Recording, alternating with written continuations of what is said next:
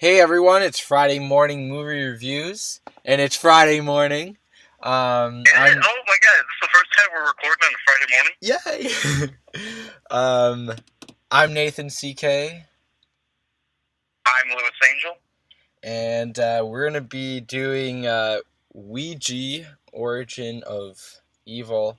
And there was a Ouija like a few years ago. I don't really know if they're related. They probably are. Yeah, this is like a prequel. I Prequel, didn't right? watch that movie. Neither did This I. morning I watched the Everything Wrong with the original. Oh, okay. And man, it looks so bad.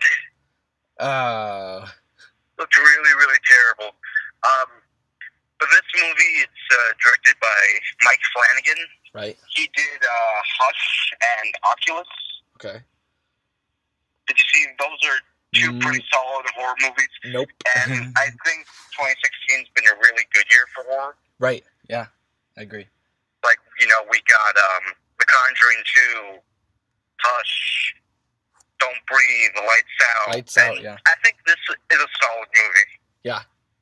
I think it's up there with them.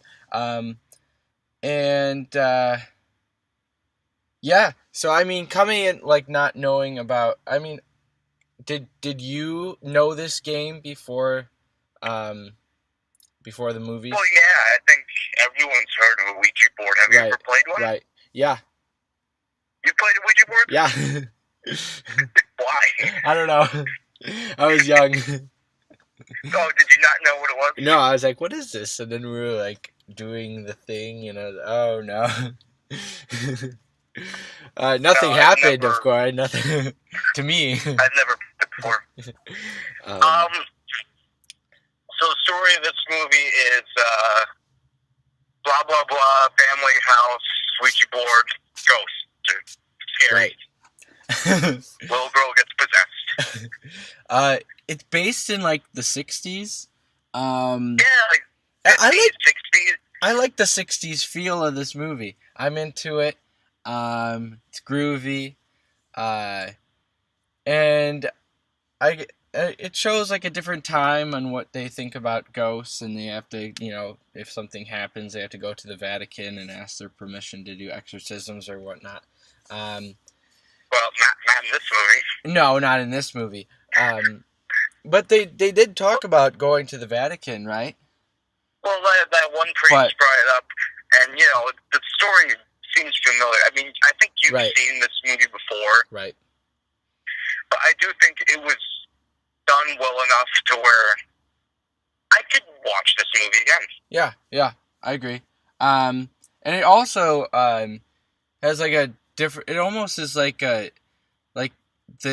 this girl is seen as like someone who has like really these extraordinary abilities, I guess. And like that, I guess for the mother's point of view, that's really good. And then to her sister, it's like, yeah, she kind of shows out her daughter a bit, doesn't she? Right. Yeah. Well, yeah, it's a mother, one teenage daughter, and one little girl. The little girl's the one who's being influenced by these ghosts, and they have their father died. Yep. They're in the house. The mother's a fortune teller, and then when they bring in the Ouija board, spooky stuff starts happening. There were moments in this movie where I was scared. Yeah, I was scared too. I was almost putting up my shirt over my eyes, and then I remember I was doing that in The Conjuring, the first one, and yeah, I remember that too. And you were right next to me, and you were pulling my hands down, and you're like, no, watch it. Yeah, like no, I was holding hands in this one because I was like, I don't know, this is scary. I mean, I don't think it gets a lot of scares where other movies have gotten scares before. It's not really showing me anything new. It is kind of by the numbers. I did enjoy it up until about the last 20 minutes. I feel like the movie didn't end strong for me. Yeah, like that. The ending was weird, and I guess we can talk about a little of that in spoilers. It leads you off to where there could be a sequel to this, I guess, but I mean there already is. So if it ended stronger, I would be a lot happier walking away from this movie. Right. It didn't end strong. Right. And that's what I found disappointing, because like the movie kind of jumps the shark at the end. Yeah, exactly. I almost feel like it didn't know how to end. It didn't, because I was thinking and watching it, and we're getting not before the dissatisfactory part, but I'm like, okay, I don't know how you end this movie here. Right. And I feel like they didn't know either. And then we got this interesting ending. But I guess I did. The acting. The acting was good.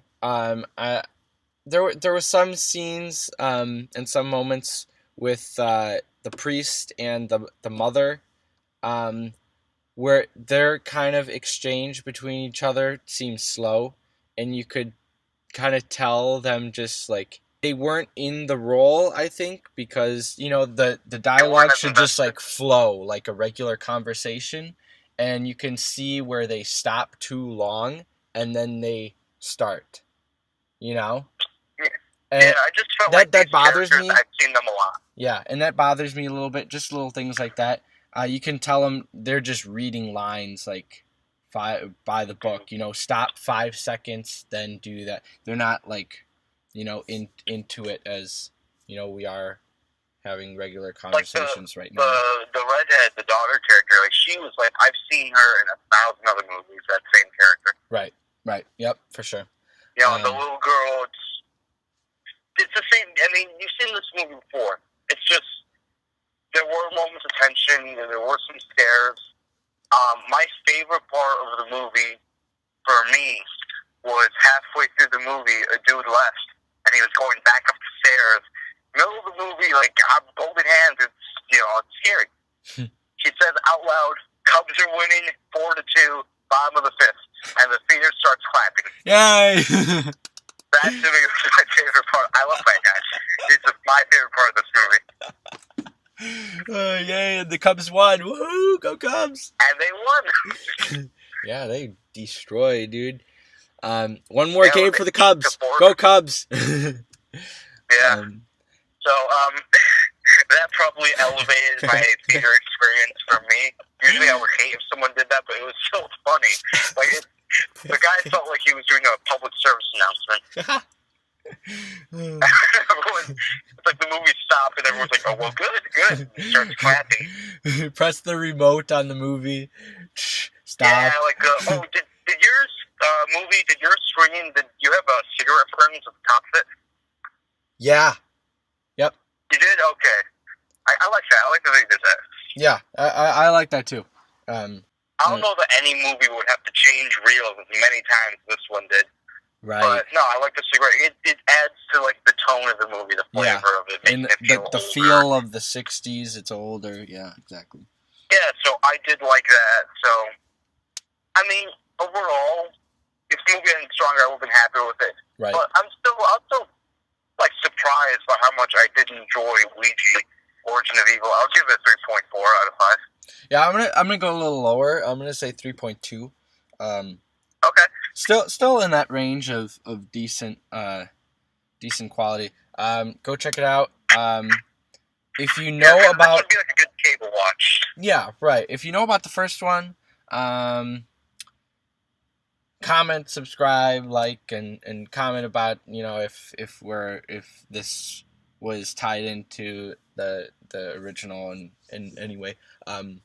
But yeah, so that's it. 3.4, 3.2. Go see this movie, guys. Go promote it and shit. And yeah, so spoilers, yeah. Okay, that one, the dude, the boyfriend. What an idiot! I would never ever go back to that house if that little girl told me what she told me. Right. Yeah, she told him, and this is in the trailer, I'm pretty sure. She told him she was going to kill him. Yeah. And I'm like, no, redhead. It's worse than that. Like, dude, like, this little girl gave you a death threat. She told you how she was going to do it, and you still go back to that house? Come on, man. What did she say? Do you know how it feels, being strangled to death? Right? Yeah. And she gives description, man. That's awesome. I just like that like coming up with those lines. That's just awesome. For that little girl to say that, that's sick. That's awesome.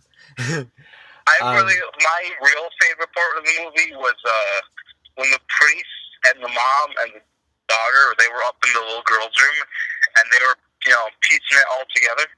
Yeah. Yeah, that was my favorite part. Like the Poland stuff, and the doctor, and then the Polish music at the end. Yeah, I like that background. Yep.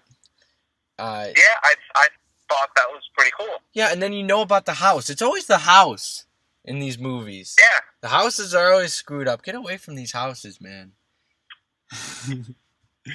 And, but the ending, dude, where, I mean, what the hell? Why couldn't she just say, hey, look at this weird Poland torture dungeon in the basement?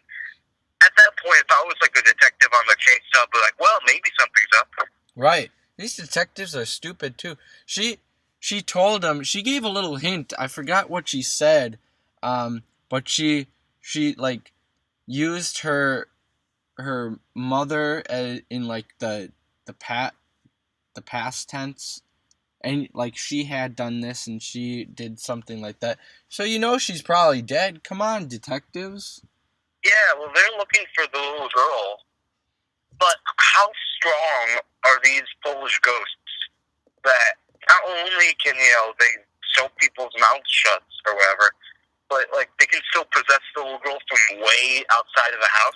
Yeah, dude. I don't know if I like that as much. I don't know if I like that. Yeah, I didn't. Because, remember how they were up in the room, kind of looking at the Polish stuff, and then the daughter was like, wait, don't say anything, because they're watching us right now. And they could have like built off that, because when you're in the house, then you're being watched. I like that. And then I did think this was a case where really all you had to do was like take out the daughter, go get her exercise, and just leave the house. Right. Yeah, that's basically what it comes down to. But I guess it shows that these ghosts have like a 50-mile radius where they can operate, apparently. This one has 100-mile radius. These ghosts are everywhere, man. Did you like the look of the ghost demon thing? No, it really looked like Fantastic Four, Doctor Doom. Ew, yeah, it looked cheap. Didn't it? It looked really weird. Like this weird, tarred, fiery-eyed monster thing. Yeah, like at least, it just didn't look good. It's really weird. Good. Like you could have done something a little more scary. I saw it and I was like, what is that? Not even scared. Just like, what is that? Alright, well, I guess that's our review. Yeah. Alright. I'm Lewis Angel. I'm Nathan CK. Keep liking. Bye-bye. Keep subscribing.